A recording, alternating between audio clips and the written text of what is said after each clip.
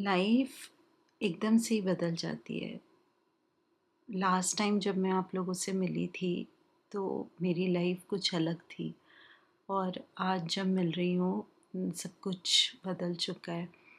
मैंने यूट्यूब के community post पे आप लोगों को बताया था, पर पोस्ट काफ़ी दोस्त चेक नहीं करते तो बहुत सारे कमेंट्स, बहुत सारे मैसेजेस आ रहे थे और मैं समझ सकती हूँ आप लोगों का कंसर्न। और जब भी मैं व्लॉग्स के लिए लेट हो जाती थी आप लोग हमेशा डरते थे कि मम्मी ठीक है कि नहीं। और इस बार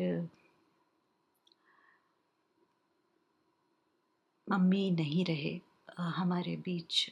सारा पेन, सारी तकलीफ़ से मुक्त हो गए वो। 2 सितंबर सुबह के 3:30 वो चले गए।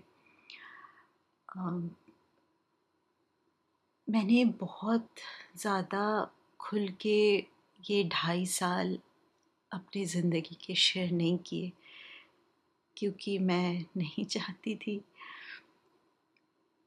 मैं ऐसा सोचती थी कि उनकी डिज़ीज़ के बारे में शायद जितना ज़्यादा बताऊंगी तो वो उनके लिए और भी ज़्यादा मुश्किल होगा। तो इसलिए not only in social media, घर पे भी हम उस बारे में ज़्यादा बात करते नहीं थे। कोशिश करते थे कि जितना सिचुएशन को, एनवायरनमेंट को नॉर्मल रखा जाए। लास्ट 2.5 साल से मम्मी कैंसर से लड़ रहे थे। काफ़ी डिफरेंट ट्यूमर था उनका जो, तो काफ़ी कोशिश की डॉक्टर्स ने। वैंकूवर के स्पेशल कॉन्फ्रेंसेस में भी मम्मी का केस डिस्कस हुआ था, पर उनका काफ़ी रेयर ट्यूमर था और सारे जितने भी ट्रीटमेंट्स होते हैं उन्होंने सारा कुछ किया, पर कुछ हील नहीं हो पा रहा था। वो और भी ज़्यादा वीक होते जा रहे थे। तो लास्ट 6-7 मंथ से उनका कोई ट्रीटमेंट नहीं चल रहा था, लेकिन she was under hospice care, palliative care. ये एक ऐसा केयर होता है जिसमें जब कोई पेशेंट किसी क्रॉनिक इलनेस में होता है और उसके डिज़ीज़ का कोई ट्रीटमेंट नहीं होता तो सिम्टम्स को मैनेज किया जाता है। उनके पास जितना भी टाइम है वो आसानी से निकल सके, तकलीफ़ कम से कम हो, ये कोशिश की जाती है। तो एडमिंटन में आके स्पेशली हॉस्पिस केयर हमें बहुत अच्छा मिला। डॉक्टर्स, नर्सेस, ब्लड टेस्ट सारा कुछ घर पे हो जाता था। और अगर किसी को ना बताओ तो मम्मी को देख के, उनसे बातें करके किसी को भी समझ में ना आए कि वो इतनी तकलीफ़ में थे। डे 1 से उन्हें सब कुछ पता था, पर उन्होंने कभी भी हिम्मत नहीं हारी। और शायद तभी हम सब ये 2.5 साल इतने हिम्मत के साथ हंस हंस के गुजार पाए। वो हमेशा हंसते रहते थे, बातें करते थे। और आपने जितना भी थोड़ा बहुत देखा है उनको मेरे ब्लॉग्स में मुस्कुराते हुए, हंसते हुए देखा है। लास्ट 2 मंथ से वो काफ़ी ज़्यादा वीक हो गए थे, कम बोलते थे, कम हंसते थे। तो इन 2 महीनों में मैंने ना वीडियो शेयर किया, ना कोई पिक्चर क्लिक की, क्योंकि मैं चाहती नहीं थी कि मैं अपने मेमोरीज़ में या फिर कोई भी अपने मेमोरी में मम्मी का वो रूप, वो चेहरा याद रखे। मैं चाहती थी आप सब, हम सब उनको जब भी याद करें उनका वो हंसता हुआ चेहरा ही हमारी आंखों के सामने आए। लास्ट 3-4 दिन से काफ़ी काफ़ी ज़्यादा वो वीक हो गए थे। उन्होंने चलना फिरना छोड़ दिया था, खाना खाना छोड़ दिया था। सैटरडे 30th, 29th या 30th से उनकी ज़्यादा तबीयत ख़राब थी, बेसिकली सैटरडे से। और वो चल नहीं पाते थे तो उनको वॉशरूम मैं ही लेके जाती थी।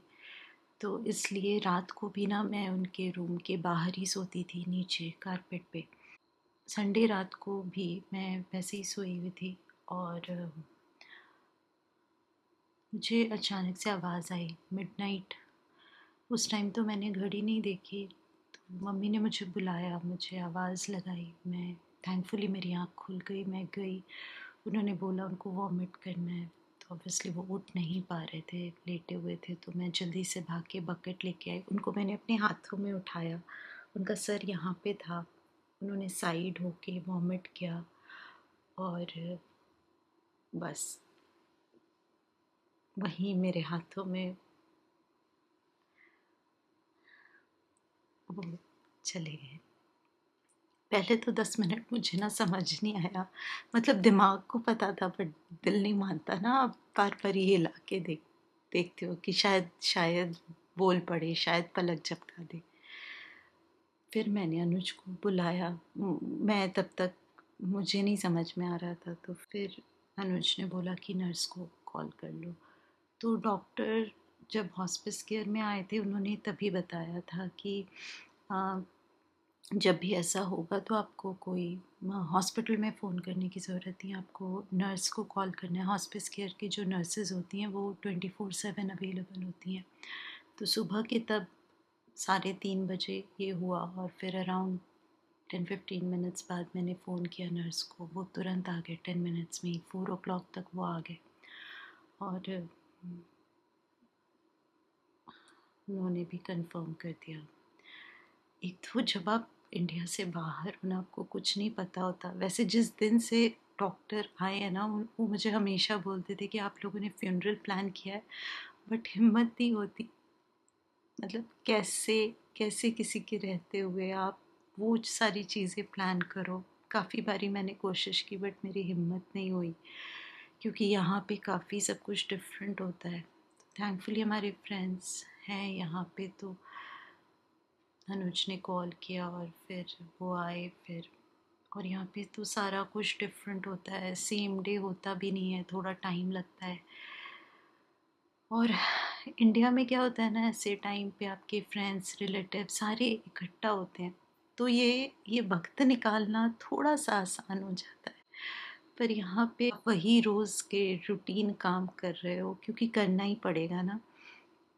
बच्चों को तो स्कूल भेजना ही था, ऑब्वियसली सेम डे। उस दिन तो छुट्टी थी यहाँ पे, तो बच्चों के लिए भी लाइक ये फर्स्ट टाइम डेथ एक्सपीरियंस करना, अपने आँखों के सामने देखना। पर शायद हम सबको मम्मी ने तैयार कर दिया था, अंदर से हम सब तैयार थे। ये शायद बच्चे बहुत ज़्यादा क्लोज भी हो गए थे। पूरी पूरी शाम वो मम्मी के पास ही बैठे होते थे, उनका पैर दबाते थे, उनका मसाज करते थे और अपनी कहानियाँ सुनाते थे।